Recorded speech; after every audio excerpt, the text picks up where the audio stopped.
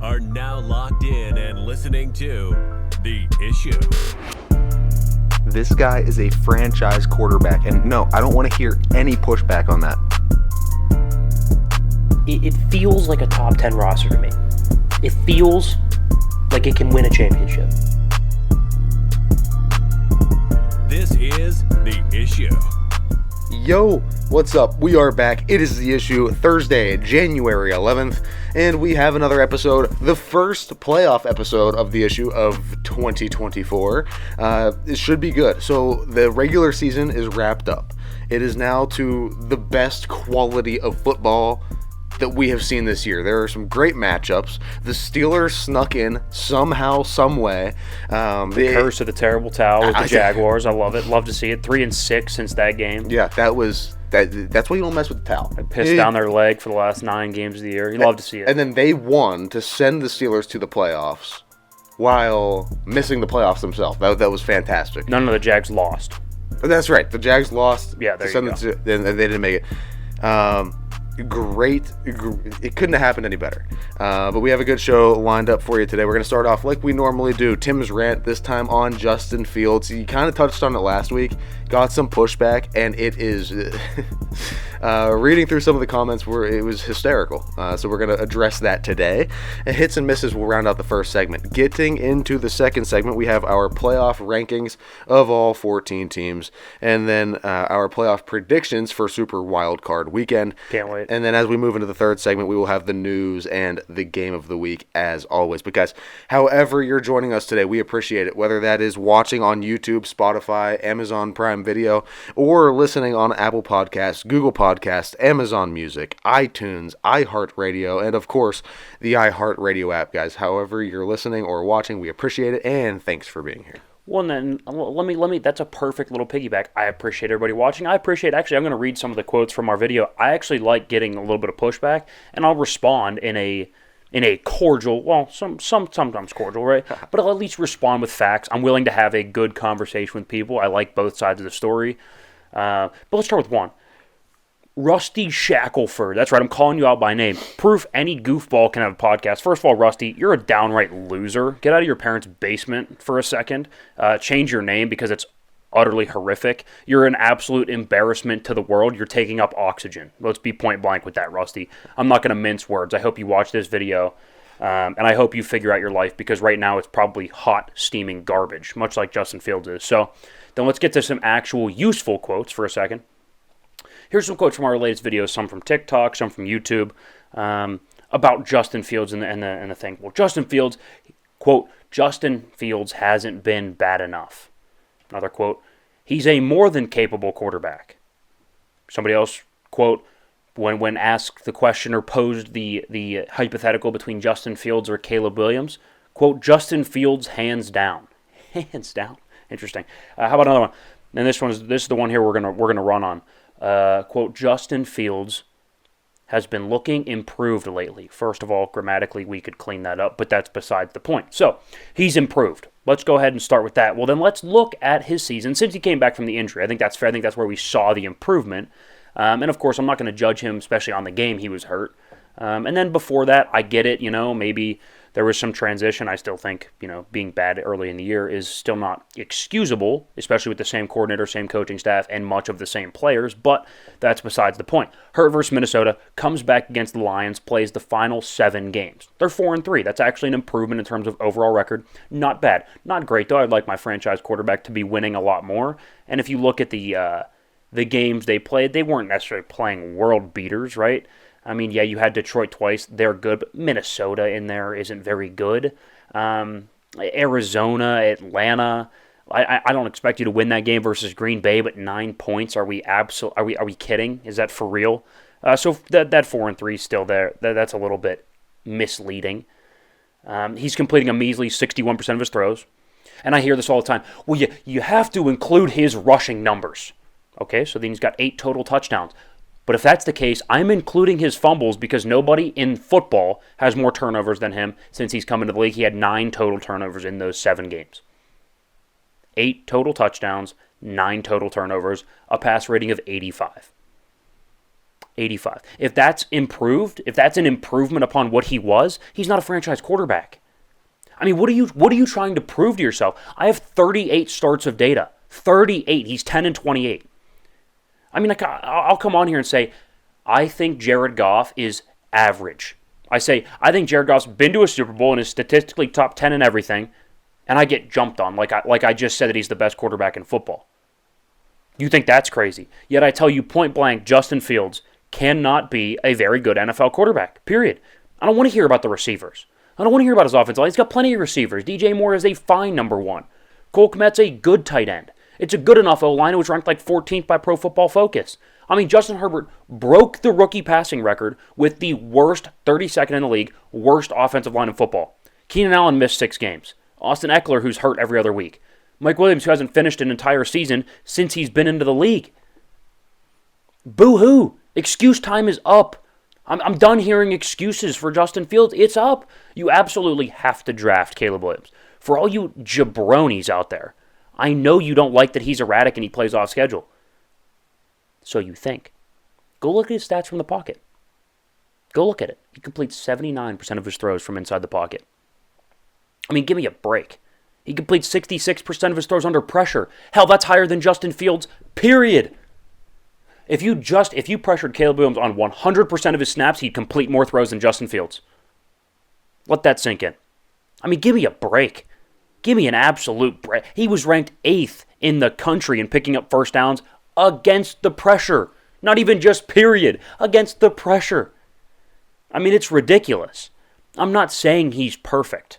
I'm not. I'm not even saying he's the best quarterback prospect we've ever seen. I think that's probably Luck, Elway. You can argue. But he's really, really good.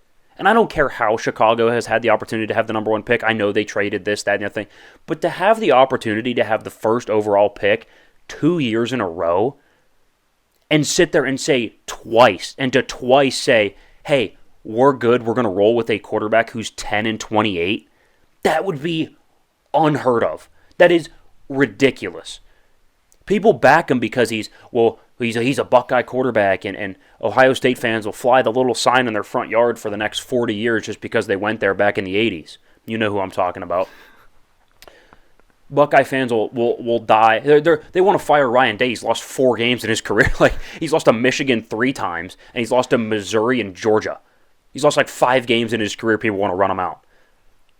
So he's got that big support group, and he's got this whole YouTube, everybody that's 13 and under that's like, wait, he can run really fast. He's 10-28. He's 10-28 in 38 starts. What other sample size do you want? Let's just put it this way. People always in the comments, you don't know ball. If you watch a quarterback go 10-28 and complete under 60% of his throws, you don't know ball. If you think that that's the franchise quarterback, you don't know ball.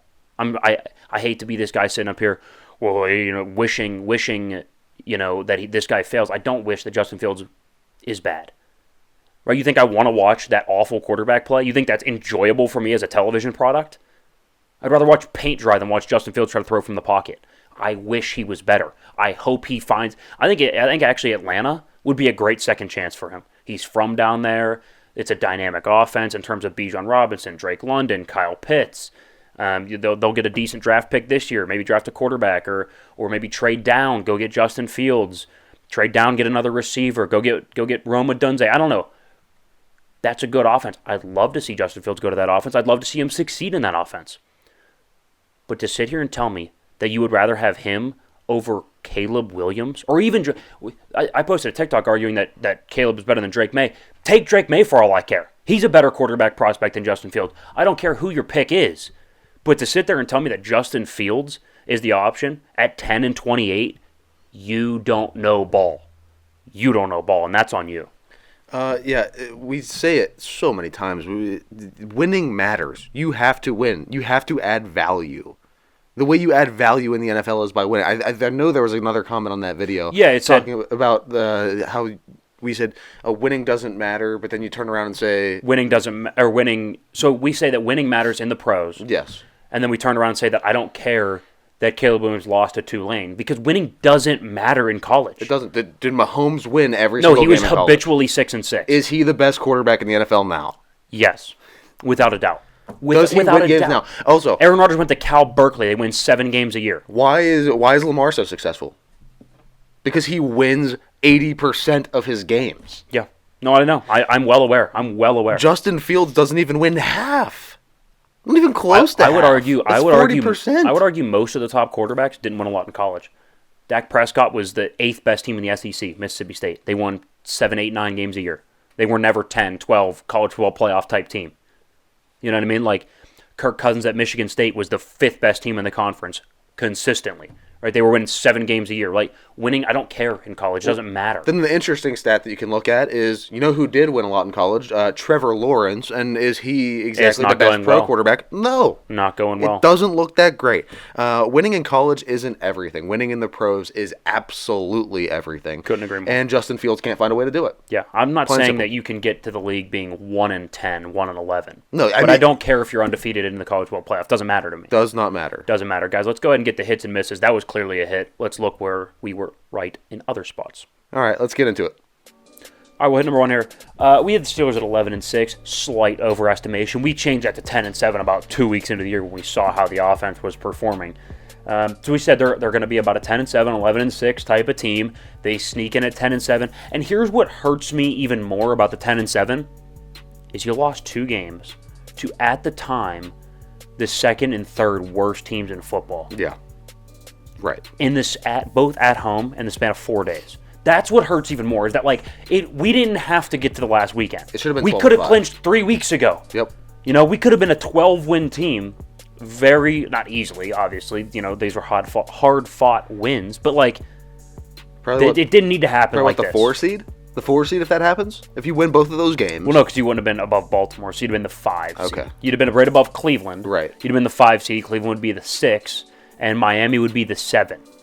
Miami would be an 11-win 7 seed. Wow. All right, yeah. So that means we would be going to Houston, which we already saw how that went. So I'm not sure exactly how it shakes out, but it's better than probably going to Buffalo, I would imagine. Yeah. Buffalo this time of the year, I've heard, is not the best place to play. No. I mean, granted, though, we played in that monsoon of a slushy, whatever that was in Baltimore, and we looked pretty good. Yeah.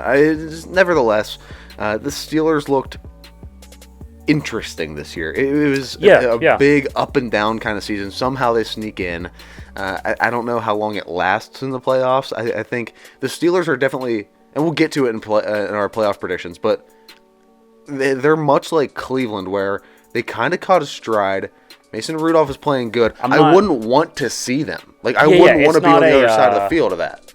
So if you're right now this morning, between us and Miami, the bottom 2 seeds, who would you rather play?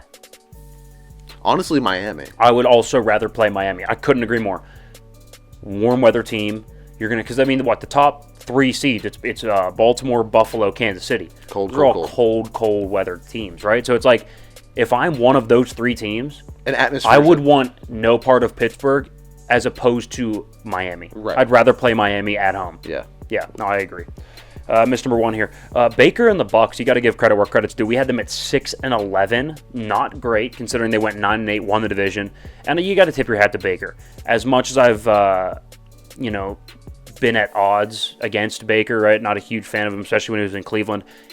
This year, I found him very likable. I found him very easy to root for. And I actually said that when he was with the Rams last year. Yeah. That awesome game, I was like, I found myself rooting for Baker Mayfield, right? And which is, again, something that I don't do much. Never thought you'd say that. Yeah, but you got to tip your hat to him. To get 2 teams to the playoffs, one in the AFC, now one in the NFC, that's pretty impressive, I would say. And both franchises that aren't habitually there, right? Yeah. Cleveland is almost never there.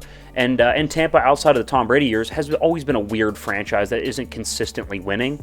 And for him to take those 2 franchises to the playoffs and different conferences, that's pretty impressive. I think he's cleaned up his act. He's kind of came back down to earth a little bit, realized that he's not the star that he believed that he was in Oklahoma. Yeah. I mean, you have to, at some point, recognize what you are. And you got to give him credit for that. He's very soft-spoken and humble down in Tampa. Seems very mature. Yeah. Completely different. It's a complete 180 from what we saw.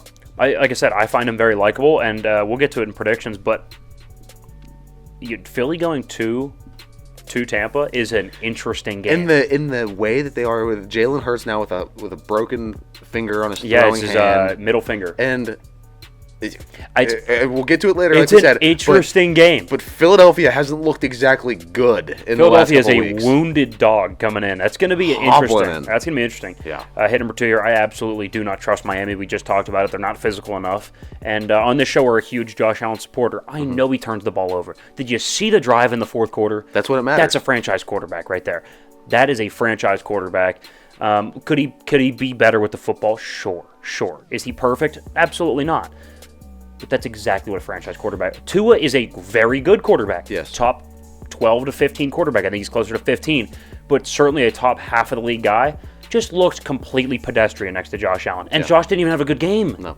I mean, it's just really, really impressive as an athlete. And again, I just didn't trust Miami. They had, like a 5-game lead and blew it? I mean, congratulations to Buffalo. Miami really, really blew it this year. Yeah. Josh Allen has his shortcomings. He has his problems. But when you need it the most, and when the big lights come on and you need to really perform in the biggest situation to send your team to the playoffs, Josh Allen has it. And then that's what matters. Yeah, he's great when greatness is required.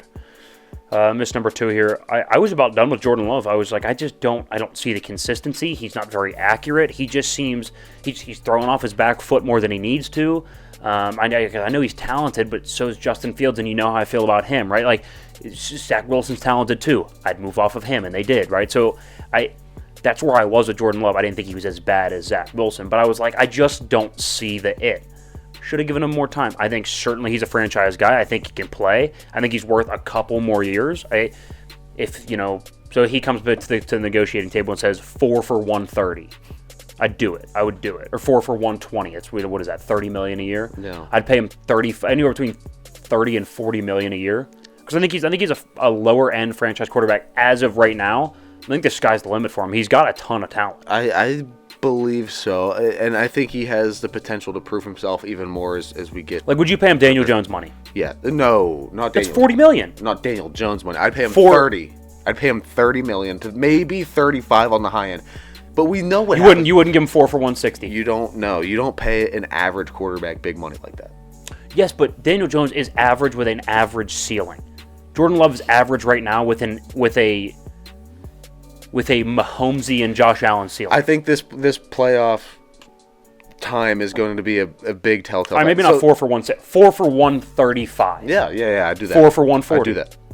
Yeah, I do that. Okay, but not over that. That's the cap. Okay, I think it's interesting. I'd give him a Daniel Jones contract. Okay, fair enough. Yeah. I just think it's going to be... I think this is another matchup. You talk about Tampa and Philadelphia.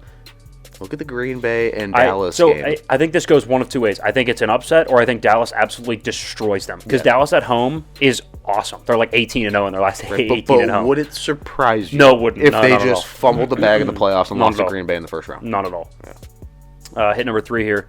We did it. We finished at 56%. We were fighting the sharp line. We were boxing with not perfection, but we were boxing with greatness for 18 weeks, and we finally put it on the mat. Freaking hanging 4-1. And here's the thing: in such an unpredictable Week 18, for us to come out when we were great, when greatness was required, that's damn right, buddy. Back against the wall. Yeah.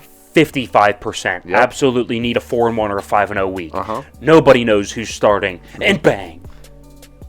Week 18, 4-1. We finish at 56%. You're welcome. Yeah, if you're not telling us, that's on you. It feels good. Also, a little add to that.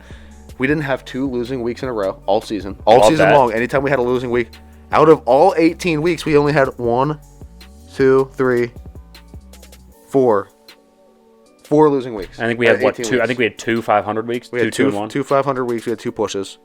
Outside of that, 12 winning weeks. 4 losing weeks and 2 pushes. And never 2 winning weeks back to back. Losing weeks. Losing weeks. A ton of winning weeks back to back. Love to see it. Miss number 3 here, kind of also a hit as well, back and forth. So initially we had the Seahawks at 9-8 and the Rams at 10-7. That's exactly what they finished, by the way. For some stupid reason, we revised it because I just got scared. The Rams were like. It's like, dude, there's not much. Like, I didn't expect Puka Nacua to be this good. No, and I'm not saying that Puka Nacua is worth 2 games. In Vegas, he's not worth 2 games. But think about it. You take him Think out. about it. You take him out. They don't For the lose first games. 8 weeks of the year, he was the life preserver while Cooper Kupp was out. Yeah. You know what I mean? If he's not that good for the first half of the season, who are you throwing the football to? Exactly. Right. I'm not saying if you said, "Hey, Vegas, Puka Nacua is out for the year," I don't think he's worth 2 wins on the over/under line. But if you actually dig deeper, I think he is, and I didn't expect him to be that good. But again, we stupidly reversed it. We were like, hey, we'll take the Rams down to like 9-8, 8-9, and the Seahawks up to 10-7. It's a bit of a hit, bit of a miss. Our gut was right; should have trusted it. We stupidly revised, so it's a little bit of a miss there as well. A little blend hit/miss there for miss number 3. Would you call that a push? Hit, miss, and push. You know what? I like a push. I like a push. So we had 3 hits, 2 misses, and a push. Love to see it. Love to see it. 3, 2, and 1. I mean, good numbers, man. Good numbers. Love to see it, guys. Either way, yeah. Hell of a 2023 season, huh? Love it. Love Great to see regular it. season. Well, that basically wraps up a regular season. We'll go ahead and rank the playoff teams here coming up after the break, and then we will go ahead and predict Super Wild Card Weekend, a great wrap to a 2023-2024 regular season. Don't go anywhere, guys. All right, we are back, and it is arguably, I think, going to be maybe my favorite segment of the year, ranking the playoff teams and then getting to our playoff Super Wild Card predictions. There's, 6 games? Pretty excited to rank them all. Yeah. Last year I hit... So okay, story time real quick before I get into all the logistics, right? Yeah. Last year, I kept it off the show because I was like, this is going to be a personal endeavor, right? We predicted the games, and I went, 5-1, and I was like, okay. On the side, though, I'm going to predict the spreads of all these games. Some underdogs, maybe to cover but not win. Some favorites to win, whatever. I don't even remember all of it. Hit them all. I remember I'm 5-0, and then I see that the Los Angeles Chargers piss down their leg on national television to lose it all. I parlayed all 6 together. They were all perfect, ready to go. And the Chargers were the only leg that didn't hit. Bad Mind you, they blew the biggest lead in playoff history. I want to let that be known. There's a reason why that guy's not coaching anymore, Mr. Brandon Staley. Stand up. So I guess that kind of also, I don't want to say validates me, but that also lets you guys know why I vehemently hated him and wanted him out years ago. Like, before even that game. But then that only increased my desire to see him fired and see him living in a van down by the river. Yeah, I mean, it started out with like the whole, he goes for 4th down and it's risky and he doesn't get it all the time. And then when he lost me rent money, all right? When you're losing that type of money because you're incompetence, I vehemently hate you. It's not professional anymore. It's a personal hatred. It's a personal hatred. Yeah. Think about it. If your boss walks in and says, ooh, your paycheck? Nah, screw you. Okay, you now hate him on a more than professional level. That's personal now. Yeah. So I hate Brandon Staley personally. Yeah. I'm glad he got fired. Screw him. He stole so anyway, appreciate you guys listening, watching, however you are, YouTube, Spotify, blah, blah, blah, blah, blah. All those good platforms. Yeah, you know the drill. Link, blah, link tree, code, website, newsletter. Okay. Now that we're done with all that. We do it in the intro. We do it in the outro. We're going to do it at the sort of third segment.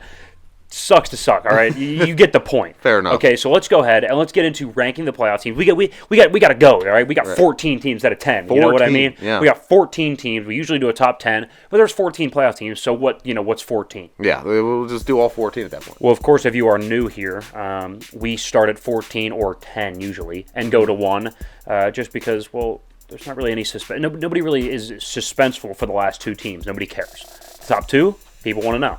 Yeah. So number 14, the Pittsburgh Steelers. And that's coming from Steelers fans. They easily, I don't want to say easily, Mason Rudolph's been playing decent football, but they have the worst quarterback left in the dance. I don't think that's much of a, is that much of a debate? No. I don't think so. They have probably the weakest offense left in the playoffs. The Eagles are testing that right now, but even the Eagles on a bad day can put up 30. And I just don't trust. They're good. They have some veterans in spots, but they're also very young in spots. Receiver, offensive line, running back. They're young in spots. Mason Rudolph hasn't started a playoff game in his career, so that is also an issue to look forward to. And going to Buffalo, they get a tough matchup. I just don't see it aging very well for Pittsburgh. I think it's a great season that they even got in. But I think there's an argument. Maybe you sell high on Tomlin after this season, pivot. I think they're 1 and done in the playoffs. Yeah, this is not a year where they win. It's a Buffalo team. This time of the year, Buffalo's catching their stride. They have been one of the best teams for, the last... I told you Buffalo's my Super Bowl pick. We'll see if that pans out. But it's just, I don't understand how people... I've seen analysts all over the place, and especially the Pittsburgh local analysts saying... they have a chance or they're a top playoff team.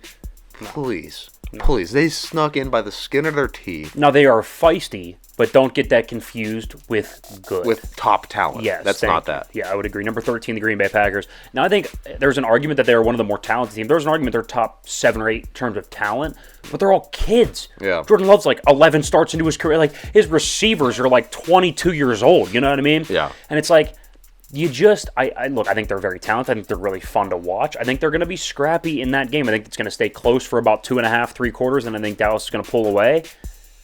I just don't think they're ready yet. We see young teams all the time unable to kind of hang in those big playoff moments. I think once this game gets tight down the stretch, third quarter, early fourth quarter, I think you're going to see them start to make some mistakes. Yeah. I think they're very good. They're very talented. I think you should look for them for the next 2 to 3 years. This year, I think they're too young. Yeah, running the football might be their strength. They have a pretty damn good running A.J. game. Dillon, Aaron Jones, yeah. They got a good 1-2 punch there, but outside of that, they're definitely more talented than Pittsburgh. They just lack the experience. But they are right on the cusp of being the 14th team there. Yeah. Number 12, the Philadelphia Eagles. Now, that might be a surprise to some people. They are a wounded deer coming in. I think they probably have the weakest head coach in the playoffs. I think Nick Sirianni is absolutely steaming hot garbage. I think he's awful. The team is leaking oil. And it's a tell that when the team gets worse the longer that you've been there, that's an indictment on coaching. I'm sorry I won't hear an argument against it. That's why I'm for them pivoting off Tomlin. Every single year, we regress a little bit. Yeah. Offense gets worse every single year, especially removed from Big Ben. Same thing can be said for the Eagles. They have regressed mightily this year. Right. They're not a good football team.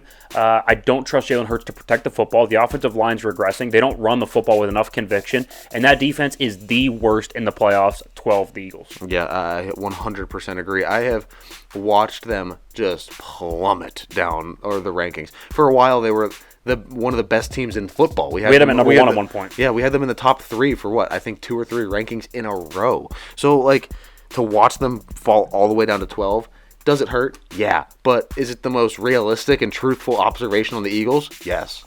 I would agree. I think actually both Pennsylvania teams have an argument to sell high on your head coach. Not that Sirianni is at a high right now, but he's still a winning coach. Right.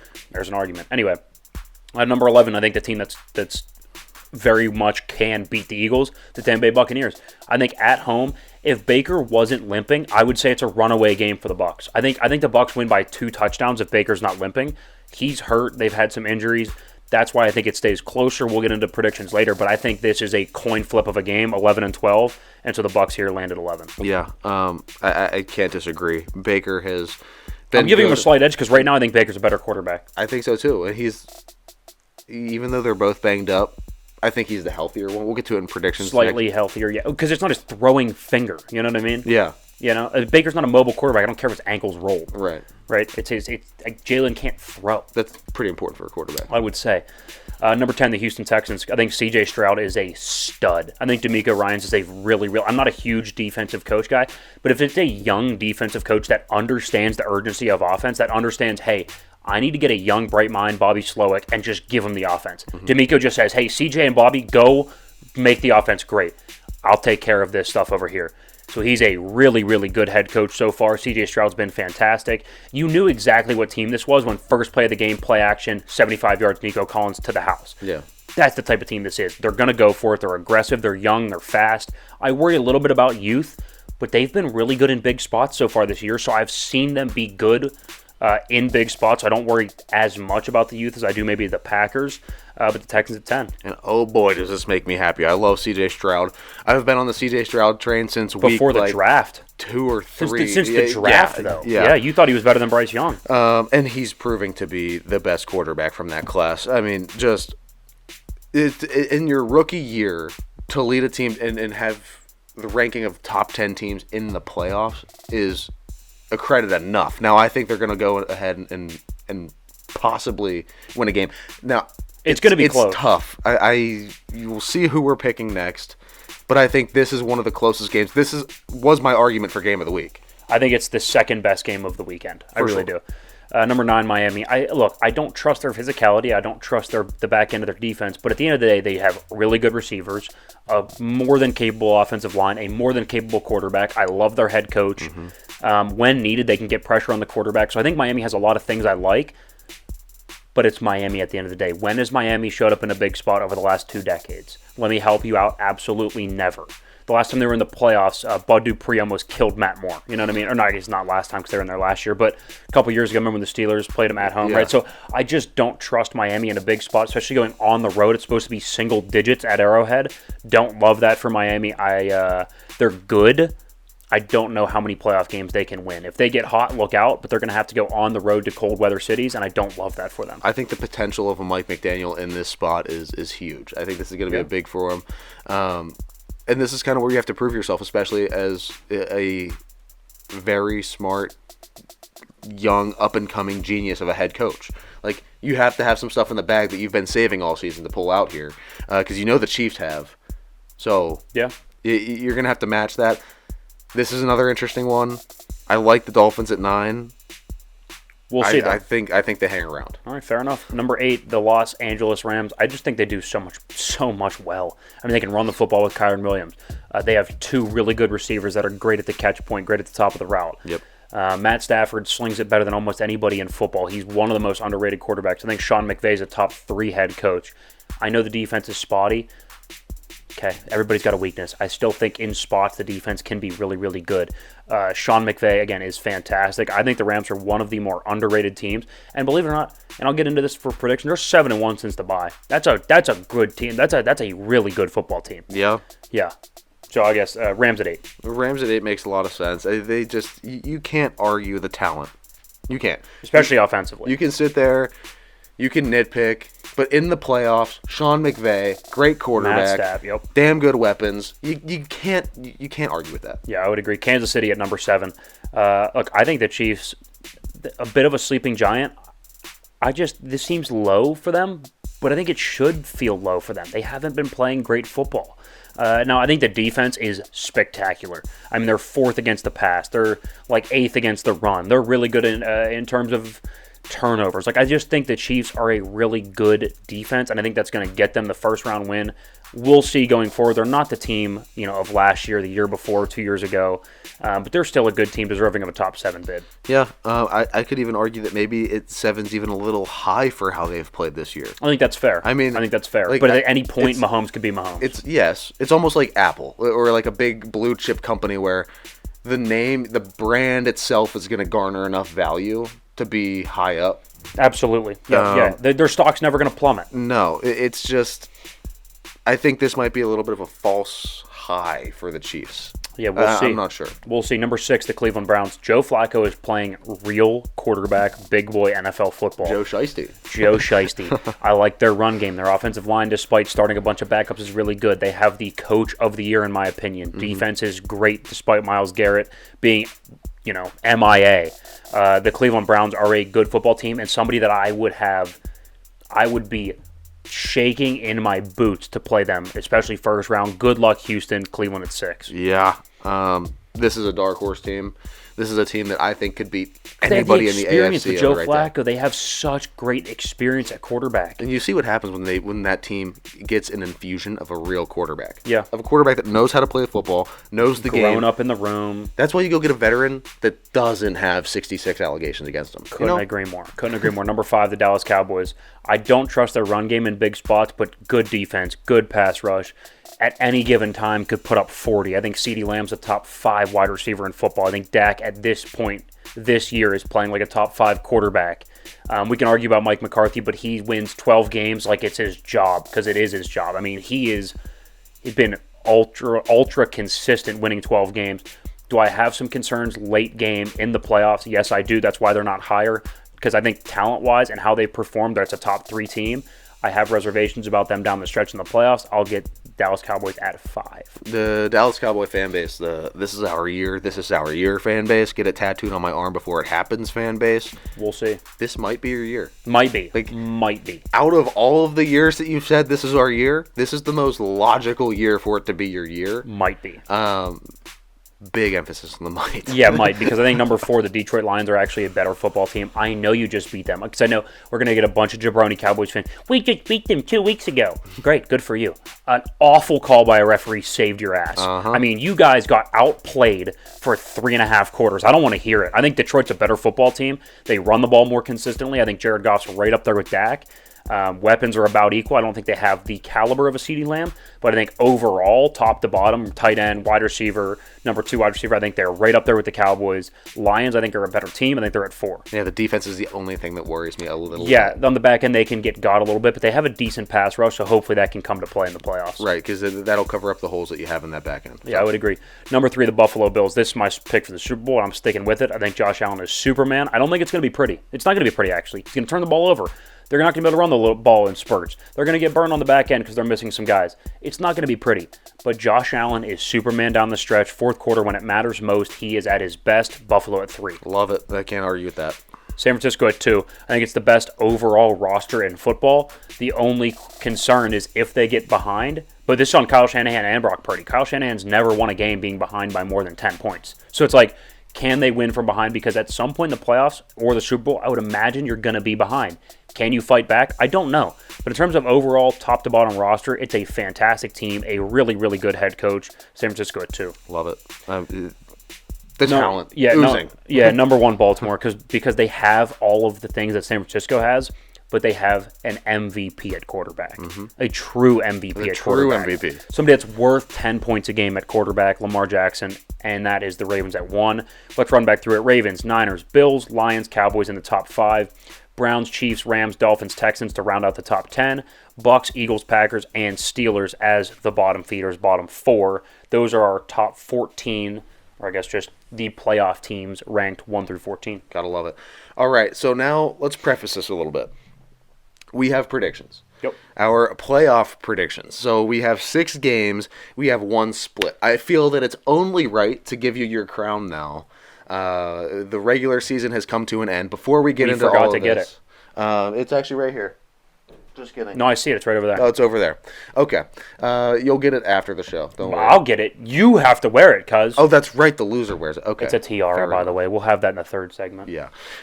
So I lost in picks. Things rounded out. You won 10-8 in weeks, and then on the individual picks, it was 4-29. I'd like to thank my family. Give us your speech. I'd like to thank my friends. Look, there was really never a doubt. It was touch and go for a little bit, but at the end of the day, I knew that I'd just stick to my game plan, stay consistent. Much like Michigan, with the boa constrictor of predictions, we just squeeze and squeeze. We don't panic. We stay the course, and eventually we're going to come out on top because we know that we're a better football team. At the end of the day, that ended up proving true. So, just want to thank everybody that was involved, and see you guys next year. Okay. Big ups. Hey, thank you. I appreciate it. All right, so Appreciate it. Now, without any further ado, it is time to move on into the postseason, wrapping up the regular season. So, we have our playoff predictions for a super wild card weekend. Here we go. We'll go in chronological order. Saturday, Cleveland at Houston is the early game. We said it at the time. I would not want to see Cleveland. That is a brutal draw if you're Houston and a rookie quarterback going against that defense. Yeah. I'm going to go ahead and take Cleveland. I think they're a better team top to bottom. I love the story of C.J. Stroud. I like D'Amico Ryans a lot. But Cleveland, to me, is a better team, better defense. I think they're better on the lines of scrimmage, and then we see in the playoffs that is absolutely paramount. I'll go ahead and take Cleveland with more experience, better in the trenches. Kevin Stefanski, coach of the year type of guy, experience in the playoffs. I'll take Cleveland. Yeah, the experience thing is where it all stems from. Huge. And I love C.J. Stroud, and he has been fantastic, and he has proved my prediction about him completely correct. But sometimes you're just too young. Like, sometimes it's an age thing. Sometimes you need the experience. He hasn't ever played in a playoff game, obviously. So, look, I think in years to come, he's going to be a great playoff quarterback. I think they're going to end up winning a bunch of playoff games and hopefully compete for an AFC championship of 3-4 years down the line. Is that crazy? I think maybe 2 years down the line. So I do love what Houston has going for them. But at the same time, you can't deny what's in Cleveland, and you can't deny what's coming down their path. It's going to be Joe Flacco's really good. Closer game. I think it's going to be close. Yeah, I think it's going to be close. Yeah. But the Browns win. For sure, yeah. All right, Miami at Kansas City are only split. You're taking Miami. I'll go ahead and take Kansas City. I think there's the better defense. I get the better quarterback. I get the better coach. I mean, go check all the boxes. GM, coach, quarterback, defense. I mean, I get every single one of those. I'll take Kansas City. I am taking the Miami Dolphins. Okay, good luck. I know exactly why. Weapons, this, Tyreek Hill, that. Mm-hmm. I get the better quarterback in Tua. Yeah, you get the way better quarterback in Tua. I knew you were going to say some look, stuff dude, when you look at these two teams and you have the leading receiver for the Kansas City Chiefs this year is Travis Kelce, averaging 62 yards a game. 62 yards a game to their leading receiver. And then you look at the Miami Dolphins, who are averaging, or their leading receiver, Tyreek Hill, 126 yards a game. Potential MVP, obviously going to finish second or third probably in voting.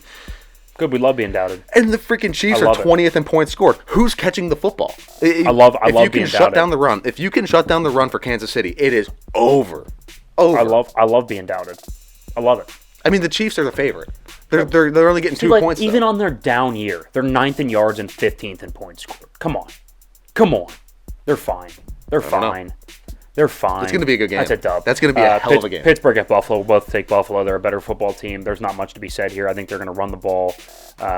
Pittsburgh can get got a little bit on the back end. Play action is going to be there, and they struggle with mobile quarterbacks. I'll take Buffalo. I think the whole T.J. Watt being out thing is huge. Yeah, that's huge. Kill you. Go look at their wins and losses with and without him. It's stark. Right. I hate when people are say that defense wins championships. It doesn't anymore. But I have never seen a defensive player be so impactful in today's NFL than T.J. Watt.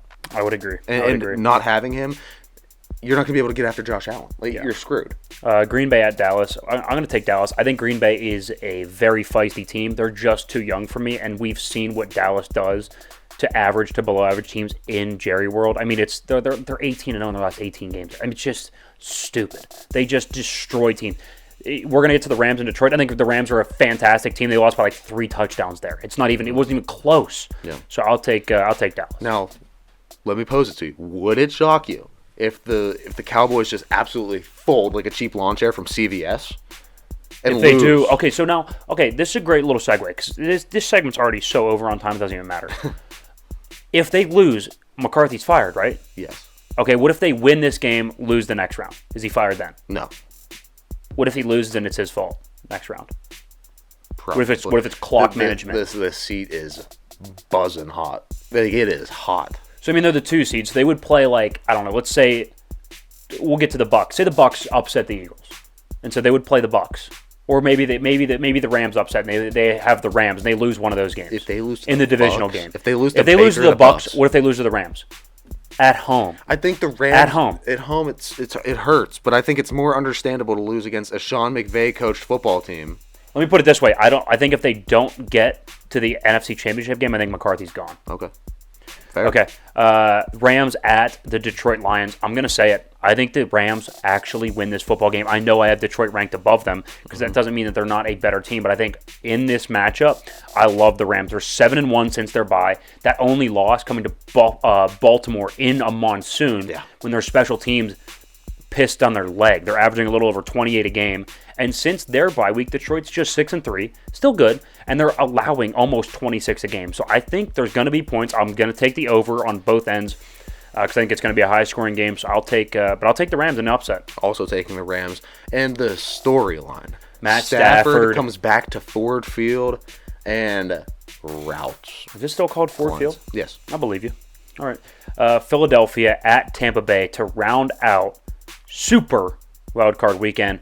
I love Tampa Bay here. I think depending if Baker is 80% or better on his ankle and Jalen is anywhere between 75 and 90%, I think Tampa Bay wins by 2 touchdowns. I love Tampa Bay in this spot.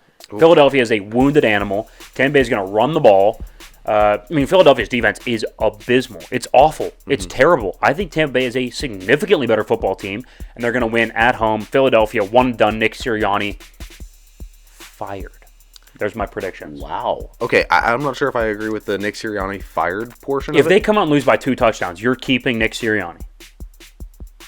I mean, he got you to a Super Bowl last year. I wouldn't even get him. I wouldn't even let him on the team plane. Wow. Make him fly Southwest back? I wouldn't even give him money for an Airbnb. I mean, he would be gone before he even hits the press conference. Yeah. It'd be Arthur Smith. As soon as you're in the tunnel, you're gone. You see ya. I mean, look, Tim, I agree with you. You don't think he's fired. You're taking Tampa. You don't think he's fired. Yes, and I agree. Yes. I can already hear the Philadelphia fans in the comments. Can you? Good. I can't wait. And actually, I think they're going to agree with me. I think he rubs people the wrong way. He's immature. He's not ready for that coaching job. He is snippy, isn't he? He is. He's just not mature enough to be a head coach in this league. All right. Run us back to our one split. You're taking Miami. I'm taking Kansas City. That's it. That is the shortest predictions in a long time. I've got used to the whole, 16 games kind of thing, or 14 games. That was good. Whatever. I like that, though. Like that. Anyway, when we come back, we will have a news segment to get to you, and the game of the week, which are the Rams and the Lions. A lot to dive into and unpack there. You're not going to miss it. Let's go. Third segment, episode 220. We got a good one here. We got the news, and we got the game of the week. Rams and Lions in the wild card slot. It's going to be a damn good game. Can't wait. I was sitting here thinking, the matchups this week, if there is a script to the NFL, they nailed it. I mean, you have Stafford returning to Detroit to go play. McCarthy playing his former team. Yes.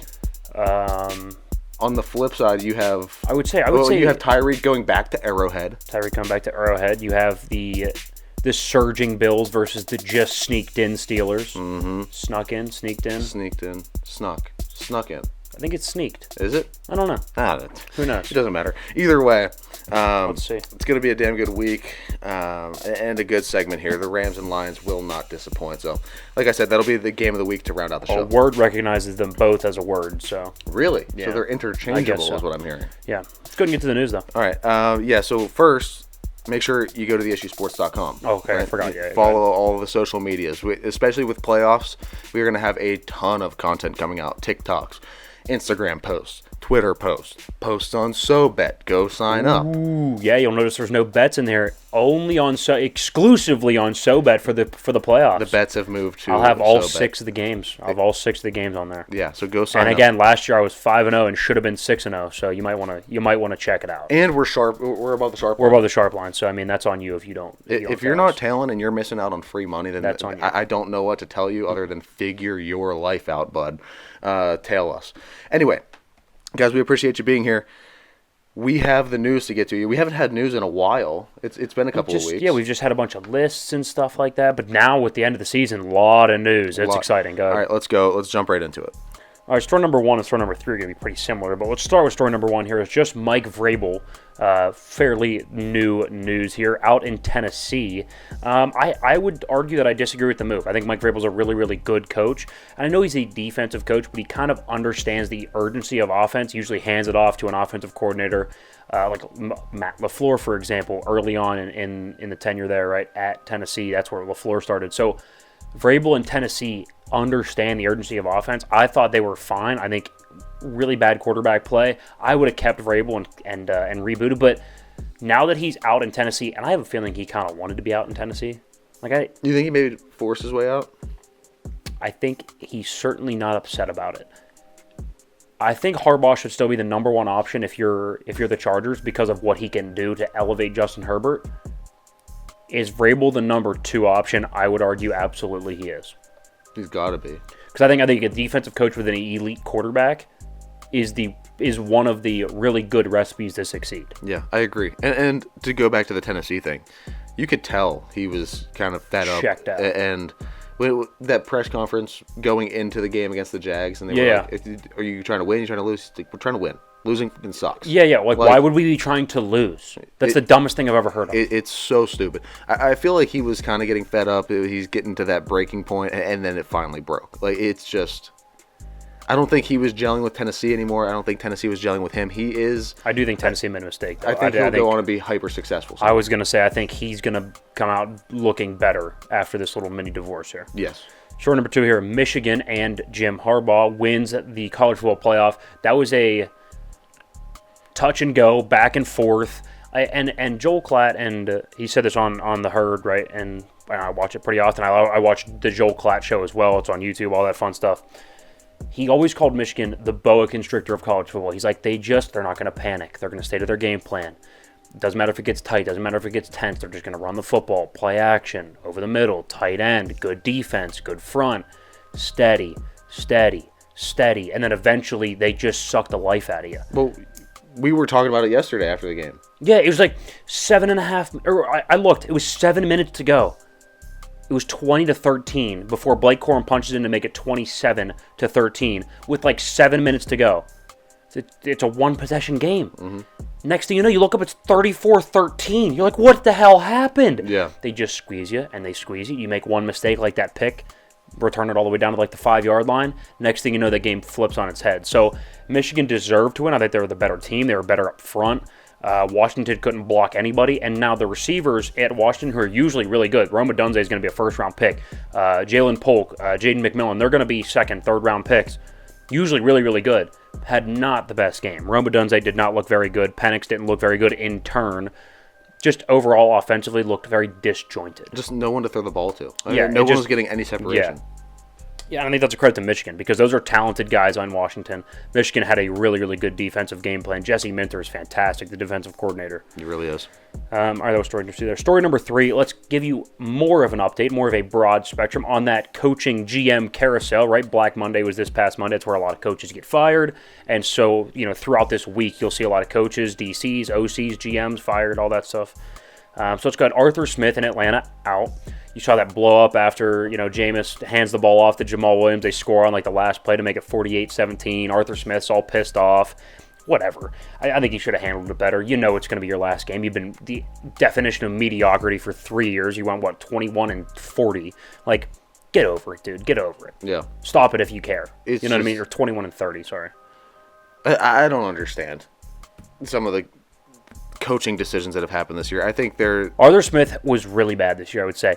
He was horrible. The misuse of Bijan Robinson, the blundering of the quarterback position, and the disintegration of Kyle Pitts' career all of that is solely on Arthur Smith, and those are just inexcusable mistakes. I don't think anything was that glaring, but all of it combined is it's inexcusable. Now, Atlanta needs to go get a new coach, and like you mentioned before, Justin Fields to Atlanta. I would go Justin Fields to Atlanta, and I would go get, it's going to sound crazy, I would go get the most psychotic, youngest offensive mind out there. Somebody that just says, Mike McDaniel level, screw it. Let's go all offense. Yeah. I don't even care if we let up 40 a game. Justin Fields, Drake London, go draft another receiver, Bijan Robinson, Kyle Pitts. We're going to put up 60 a game. You know what I mean? Like, just the most off-the-wall type offensive guy. I think that, to me, that's what I would do. I would draft a quarterback.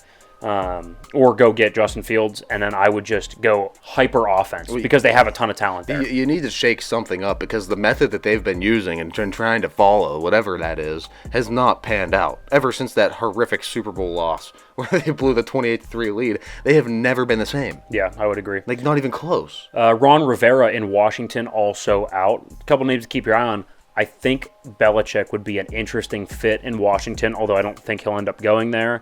I don't think Harbaugh should really consider this job. I think Vrabel probably does consider this job.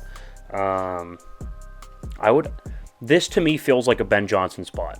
You know what I mean? Yeah. Because Ben Johnson's going to be up for a job. This feels like a Ben Johnson spot. Because I don't think it's a great job opening. I think there's really good candidates. Harbaugh. Dan Quinn might get a look, right? Guys that have already been guys that have already been NFL coaches. Right. Vrabel, Harbaugh, Dan Quinn. Those are your top candidates. Guys that have already been and seen success at the NFL level. And then you have that next category, which is the young bucks, like the good, really good offensive coordinators. But they're not quite at the level of those guys who have seen success at the NFL level. This feels like one of those jobs that like a Ben Johnson would get. That's fair. So I don't know. We'll see. We're going to keep an eye on that. And we'll do our coaching carousel predictions a couple weeks down the line here. So yeah, once we kind of get more of a probably clear after next picture. week, maybe next week of the year or the week after. Right. Also, Wink Martindale, the DC in New York, the Giants, he resigned. Interesting. I think he just said, screw it, this organization's so bad. I wouldn't be surprised, by the way, if Brian Daboll does the same. Just throwing that out there. Honestly. I've just thrown it out there. I don't think he wanted Daniel Jones. He got forced into Daniel Jones, and I think he saw what he could do with Tyrod Taylor and said, I'll take any other situation other than this one. I think he's wasting away in New York. Couldn't agree more. I didn't want him to take the job, period. I don't understand why he took the job. Now, like a Brian Daboll to a Los Angeles Chargers. Oh, my God. It'd be a slam dunk home run. They'd be my pick to win the Super Bowl. I think he's that good of a coach. You immediately... It's an immediate 11-win team. One of the best quarterbacks in the league. It's automatically 11 A wins. solid offense already built. Won a playoff game with Daniel Jones in that roster. Yes. Also, the Jags defensive coordinator, forget his name, doesn't really matter. He got fired as well. And the Panthers also fired their GM. Again, forget his name, doesn't matter. I think it's like something Treader. Either way, those are the updates for the coaching GM, DC, OC coaching carousel. Fair. All right, guys. It is Game of the Week time. We've been doing it every single week since week 1, and we're going to continue it into the playoffs here. The obvious Game of the Week, the Rams and the Lions in Detroit. The return of Stafford. It's going to be – I can't wait. So we both picked the upset here with the Rams. This is one of those where the storyline should be just as good as the gameplay. I don't think there's going to be a ton of defense played here. Neither defense really impresses me much, and both offenses do impress me. You're going to get the hyper-aggressiveness of Dan Campbell. You're going to get the genius situational football of Sean McVay. So it's going to be the classic, what wins, aggressiveness or game plan? I would imagine it's going to be game plan. That's why we picked the Rams. I think Detroit's a really good football team. Is the moment too big for them? I'm going to be interested to see, because I think you'll know 2 series in, is the moment too big. One offensive series, 1 defensive series. I'm going to know if Detroit has what it takes. I think I'm going to be able to see, is this moment too big? I have a feeling it might be. Some keys to victory here.